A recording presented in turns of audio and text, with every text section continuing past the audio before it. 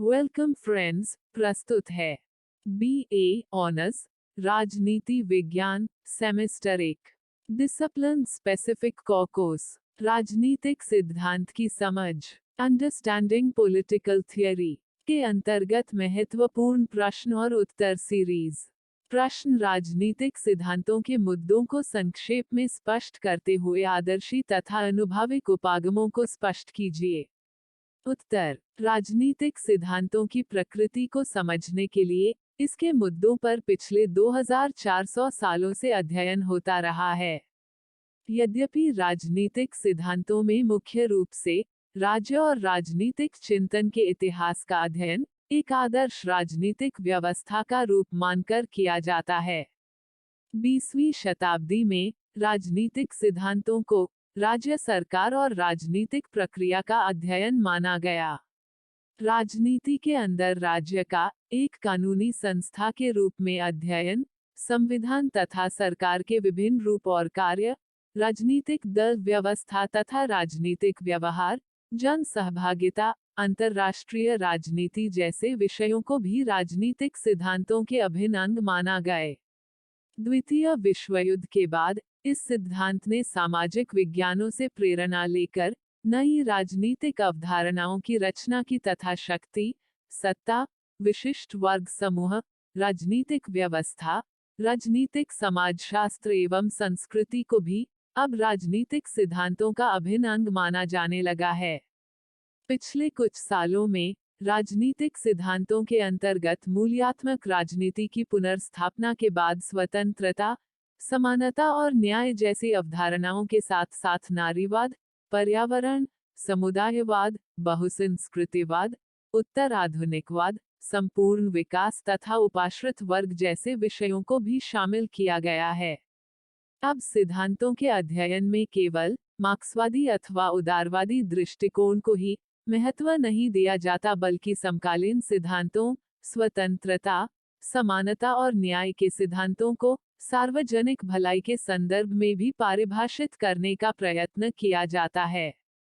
राजनीति सिद्धांत के अध्ययन के उपागम आदर्शी तथा आनुभविक राजनीतिक सिद्धांतों में काफी विभिन्नता होते हुए भी पश्चिमी राजनीतिक परंपरा में राजनीतिक सिद्धांत एक निरंतर संवाद की तरह है जो सदियों से चलता आ रहा है। राजनीतिक सिद्धांतों की विषय वस्तु में लगभग निरंतरता बनी हुई है, परंतु इसके अध्ययन के उपागमों में पिछले कुछ दशकों में काफी अंतर आया है। व्यापक स्तर पर हम इन्हें दो प्रमुख उपागमों में विभाजित करते हैं, ये है आदर्शी तथा आनुभविक। आदर्शी तथा राजनीतिक सिद्धांतों की व्याख्या इस प्रकार है। 1. आदर्शी राजनीतिक सिद्धांत। राजनीतिक सिद्धांतों में आदर्श तथा वास्तविकता, मूल्य एवं तथ्य दोनों का समावेश है। अतः राजनीति सिद्धांत के अध्ययन के लिए हम जिन दो उपागमों में अंतर करते हैं वे आदर्शी तथा अनुभविक ही हैं। आदर्शी सिद्धांत का संबंध राजनीति राज्य, न्याय, स्वतंत्रता आदि के बारे में विभिन्न राजनीतिक विचारों के व्यापक चिंतनों से है। यह चिंतन, जो अधिकतर दार्शनिक प्रकृति का होता है, ग्रीक राज्यों से लेकर वर्तमान समय तक सार्वजनिक राजनीतिक चिंतन की एक सुस्पष्ट परंपरा रही है। राजनीति सिद्धांत की इस धारणा को ही राजनीतिक दर्शन या आदर्शी राजनीतिक सिद्धांत कहा जाता है। आदर्शी राजनीतिक सिद्धांत को काल्पनिक अथवा दार्शनिक सिद्धांत भी कहा जाता है। इसमें नैतिक मुद्दे उठाए जाते हैं, इस विश्वास के साथ कि व्यक्ति अनिवार्यतः एक अच्छा प्राणी है और वह अपने व्यक्तिगत एवं सामूहिक दोनों स्तरों पर अच्छा कार्य करना चाहता है।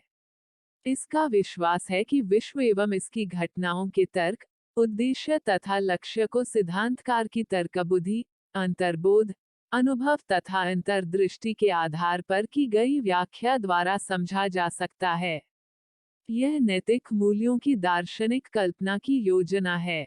उत्पत्ति मूलक शब्द के रूप में आदर्शी सिद्धांतों में ऐसे सिद्धांतों का समावेश किया जाता है जिनका संबंध मुख्यतः मानकों का मूल्यांकन करना, व्यवहार के स्वरूपों का निर्धारण करना तथा जीवन के स्वरूप एवं संस्थागत ढांचों के बारे में परामर्श देना है। आदर्श राजनीतिक सिद्धांत का राजनीतिक दर्शन की तरह ही झुकाव है, क्योंकि इसके अच्छे जीवन की धारणा का स्रोत भी वही है और वह संपूर्ण आदर्शों के निर्माण के प्रयत्नों के एक ढांचे के रूप में भी इसी का ही प्रयोग करता है। जॉन प्लेमनाज ने राजनीतिक सिद्धांत को सरकार के उद्देश्यों से संबंधित क्रमबद्ध चिंतन के रूप में परिभाषित किया है। उसने राजनीतिक सिद्धांत को नैतिक सिद्धांत के साथ निकटता से जोड़ा है। आदर्श राजनीतिक सिद्धांत की शानदार परंपरा रही है। ग्रीक राज्यों के प्लेटो एवं अरस्तु से आरंभ होकर 20वीं शताब्दी की उदारवादी एवं मार्क्सवादी परंपरा तक यह निर्बाध चलती आ रही थी। द्वितीय विश्वयुद्ध के बाद इसे आधुनिक सिद्धांतों ने चुनौती दी।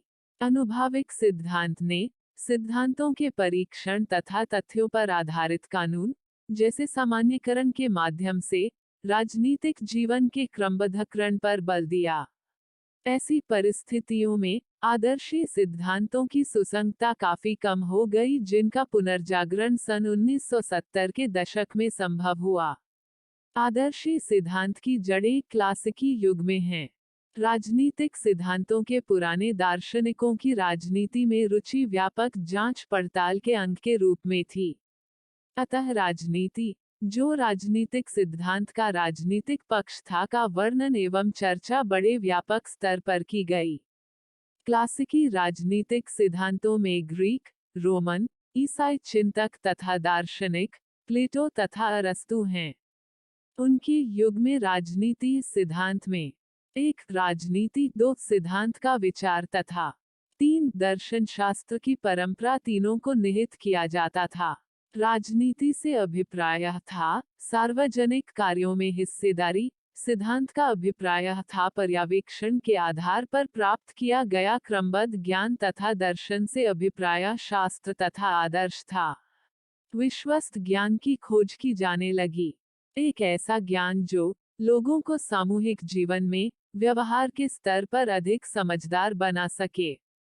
अतः राजनीतिक सिद्धांत का अर्थ था सार्वजनिक कार्यों से संबंधित विश्वस्त ज्ञान प्राप्त करने के लिए किया जाने वाला क्रमबद्ध अध्ययन या जांच पड़ताल।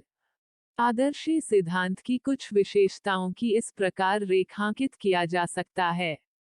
1. राजनीतिक सिद्धांतों पर दर्शन शास्त्र का प्रभुत्व था। प्लेटो, अरस्तु, हॉब्स, रॉल्स जैसे महान दार्शनिक अपने चिंतन के कार्यक्षेत्र की व्यापकता एवं विषय क्षेत्र के कारण महान हैं। वे राजनीतिक चिंतकों से बढ़कर हैं। यहाँ राजनीतिक सिद्धांतों में इनका वर्णन, व्याख्या, आदेशात्मकता तथा मूल्यांकन सभी निहित है। 2. आदर्शी सिद्धांत सर्वोत्तम अच्छाई में विश्वास करता है तथा राजनीतिक अच्छाई को इसका एक भाग मानता है। यह राज्य को इस पृथ्वी पर व्यक्ति के जीवन के नैतिक ढांचे का अंग मानता है। यह मानता है कि राज्य का उद्देश्य अच्छे जीवन को प्रोत्साहित करना है। 3. आदर्शी सिद्धांत राजनीतिक संपूर्णता में विश्वास करता है, अर्थात सिद्धांत संपूर्ण, व्यापक तथा अंतर्विष्ट होने चाहिए। इसमें शासन, युद्धकला, धार्मिक रीति रिवाज, आर्थिक समस्याएं या वर्ग संबंध तथा अधिकार, स्वतंत्रता, समानता, न्याय जैसी धारणाएं सभी निहित होने चाहिए। सरकार के सर्वश्रेष्ठ स्वरूप की खोज क्लासिकी राजनीतिक सिद्धांत का एक महत्वपूर्ण विषय रहा है। 4. आदर्शी राजनीतिक सिद्धांत मुख्यतः जिस स्तर पर सैद्धांतिकरण करते हैं वह है राजनीतिक जीवन में क्या होना चाहिए, न कि क्या है। अर्थात इसमें इसका संबंध नैतिक दर्शन से संबंधित प्रश्नों तथा सामाजिक संस्थाओं को प्रभावित करने वाले आधारभूत प्रश्नों के उत्तर देना है। 5. आदर्शी राजनीतिक सिद्धांत आदेशात्मक होते हैं क्योंकि ये मूल्यांकन के कुछ मानक निश्चित करते हैं, जिनके माध्यम से हम किसी व्यवस्था की कमियों की जांच कर सकते हैं और उनमें सुधार करने के उपाय सुझा सकते हैं। इनका चरित्र आदर्शात्मक है क्योंकि ये समाज के लिए कुछ नैतिक आदर्शों का निर्माण करते हैं। 6. आदर्शी राजनीतिक सिद्धांत का एक महत्वपूर्ण विषय आदर्श राज्य तथा सरकार का सर्वश्रेष्ठ स्थायी स्वरूप टूटना रहा है। क्लासिकी परंपरा के लेखकों की रचनाओं में इस प्रकार के प्रश्न बार बार पूछे जाते रहे, जैसे शासन किसे करना चाहिए तथा क्यों? सरकार का सर्वश्रेष्ठ रूप कौन सा है? राजनीतिक संस्थाओं का उद्देश्य क्या होना चाहिए? सरकार को किन नियमों अथवा कानूनों का पालन करना चाहिए आदि। राजनीतिक सिद्धांतों का मुख्य संबंध समाज में होने वाले विवादों संघों के कारणों की जांच पड़ताल करना, उनका विश्लेषण करना तथा न्याय के उन नियमों का पालन करना था जो राजनीतिक संस्थाओं के लिए भौतिक एवं गैर भौतिक पदार्थों के वितरण के लिए एक मार्ग निर्देशक का कार्य कर सके। 7. आदर्शी राजनीतिक सिद्धांत कुछ नियामक चिंताओं पर आधारित है, अर्थात वे आधार जिन पर सिद्धांतों का निर्माण किया जा सकता है। ये मान्यताएं इस दृष्टिकोण से मौलिक हैं कि उन्हें पहले से ही मानकर चला जाता है। वर्तमान राजनीतिक सिद्धांतों में प्रमुख आदर्शी सिद्धांत है उदारवाद तथा इच्छा स्वतंत्रतावाद के विभिन्न स्वरूप, समुदायवाद, नारीवाद, मानवीय एवं विश्लेषणात्मक मार्क्सवाद तथा गणराज्यवाद। आदर्शी राजनीतिक सिद्धांत की प्रायः इस आधार पर आलोचना की जाती है कि ये काल्पनिक, अमूर्त, कारण कार्य, निगमनिक, मीमांसात्मक, परिकल्पित तथा स्वप्नदर्शी हैं। आनुभाविक सिद्धांत के समर्थक आदर्शी सिद्धांत की इस आधार पर आलोचना करते हैं कि आदर्श अथवा मूल्य सापेक्षिक होते हैं, सर्वमान्य नहीं, तथा वे किसी संस्कृति से जुड़े हुए तथा वैचारिक होते हैं।